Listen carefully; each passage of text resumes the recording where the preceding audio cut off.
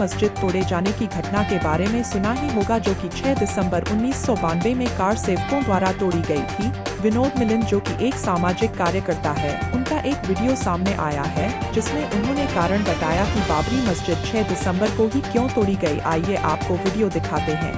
1992 में बाबरी मस्जिद तोड़ी गई। मान्यवर काशीराम साहब को 2 दिन नींद नहीं आई। 2 दिन सोचते रहे। क्या सोचते रहे कि ये बाबरी मस्जिद 6 दिसंबर को ही क्यों तोड़ी गई। 5 दिसंबर को भी तोड़ी जा सकती थी, 7 दिसंबर को भी तोड़ी जा सकती थी, लेकिन 6 को ही क्यों तोड़ी गई, ये थोड़ा सोचने का विषय। आप सबको पता होगा, अभी 2-3 महीने पहले आप लोगों ने बाबा साहब का परिनिर्वाण मनाया होगा 6 दिसंबर को, यानी कि जिसने संविधान लिखा 6 दिसंबर को उनकी मृत्यु हो गई थी। संविधान लिखने वाले यानी डॉक्टर B.R. अम्बेडकर की। जिस दिन संविधान लागू हुआ था उसी दिन से आरएसएस इस प्रयास में है कि यह संविधान किसी तरीके से खत्म होना चाहिए। क्यों खत्म होना चाहिए कि यह संविधान रहेगा तो इस देश में मनुस्मृति और ब्राह्मणवाद खत्म हो जाएगा। तो ये लड़ाई है संविधान की और ब्राह्मणवाद की। संविधान खत्म होता है तो स्वाभाविक है ब्राह्मणवाद हावी हो जाएगा। 200 साल पहले आपकी स्थिति पहुंच जाएगी जो 200 साल पहले थी। ये लड़ाई है, तो वो प्रयास उस समय से कर रहे हैं और 6 दिसंबर को उन्होंने ये आप लोगों को आगाह कर दिया, सूचित कर दिया कि हम जिस दिन लिखने वाले की मृत्यु हुई है उसी दिन से हम संविधान को तोड़ने की प्रतिज्ञा लेते हैं।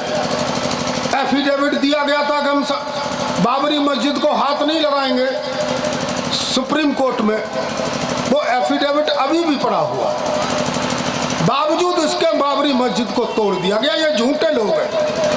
संविधान को खत्म करने की शुरुआत कर दी गई 1992 में। मान्यवर काशीराम साहब 2 दिन तक सोचे, विचारे और विचार करने के बाद में वो माननीय मुलायम सिंह यादव, जो कि आज इस दुनिया में नहीं है, उनसे जाके मिले, उनसे बातचीत की कि मेरे पास की तारीख में वोट कम है, मैं बहुजन समाज बना रहा हूं, अभी थोड़ा सा बना पाया हूं, लेकिन उससे पहले ही भारतीय जनता पार्टी ने ये कांड कर दिया है।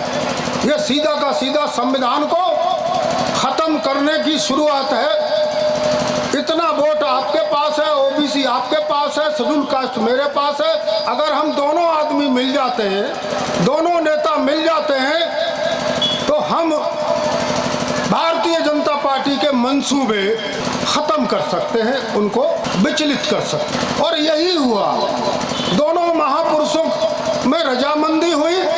रजामंदी इस बात पर हुई कि संविधान नहीं रहेगा तो न जब समाजवादी पार्टी रहेगी न बीएसपी रहेगी। इसलिए संविधान को बचाना बहुत जरूरी है, भारतीय जनता पार्टी को हराना बहुत जरूरी है। मान्यवर काशीराम साहब ने कहा और गठजोड़ हुआ, गठबंधन हुआ, समझौता हुआ और समझौते में एक नारा बना, मिले मुलायम काशीराम, हवा में उड़ गए जय श्री राम। यह नारा इतना कारगर हुआ कि मात्र 4 महीने के भीतर भारतीय जनता पार्टी को मिट्टी में मिला दिया और गठजोड़ की सरकार बन गई।